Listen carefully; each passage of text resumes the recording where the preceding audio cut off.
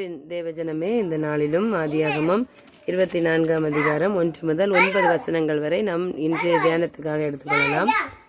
Abraham வயது சென்று முதிர்ந்தவனானான். கர்த்தர் ஆபிரகாமை சகல காரியங்களிலும் ஆசிரியத்து வந்தார்.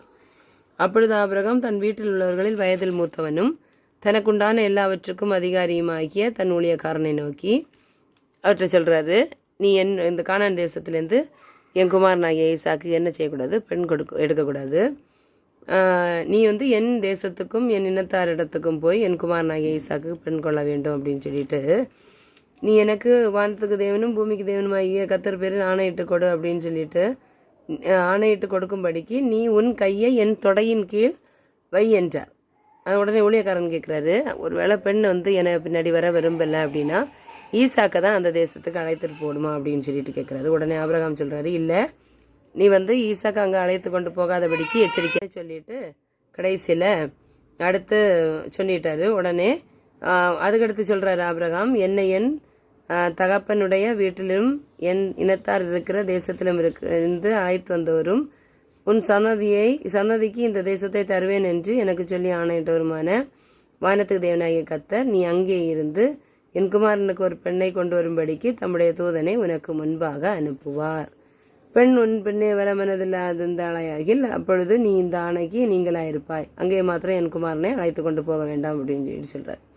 உடனே அந்த ஊழியக்காரன் என்ன பண்றாரு அப்படின்னா, தன் கையை எஜமானாகிய ஆபிரகாமுடைய தொடையின் கீழ் வைத்து இந்த காரியத்தை குறித்து அவனுக்கு ஆணையிட்டு கொடுத்தான். பாருங்க, ஆபிரகாம் ஈசாக்கு தன்னுடைய குமாரனாகிய ஈசாக்குக்கு தன்னுடைய இனத்தையும் தன்னுடைய தேசத்தையும் சார்ந்த ஒரு பெண்ணை தான் திருமணம் செய்து வைக்கணும்னு ஆவல் கொண்டு அந்த வீட்டில் மூத்தவனா இருக்கிற ஊழியக்காரனிடம் அந்த பணியை ஒப்படைக்கிறார்.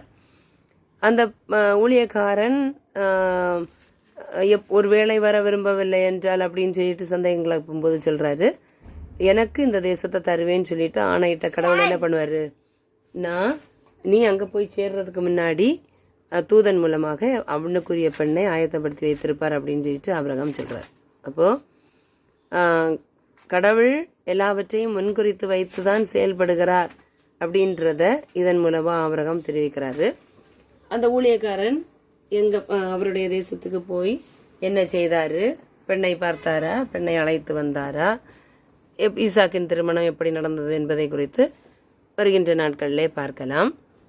அப்போ ஒரு கடவுளுடைய திட்டத்தை உணர்ந்து ஆபிரகாம் செயல்படுகிறார்.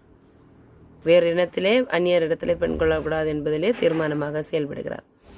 நாமும் இறை திட்டத்திற்கு செவி சாய்ப்போம், இறை அருள் பெற்று நலமுடன் வாழ்வோம் என்று கூறுகிறேன். மேலும்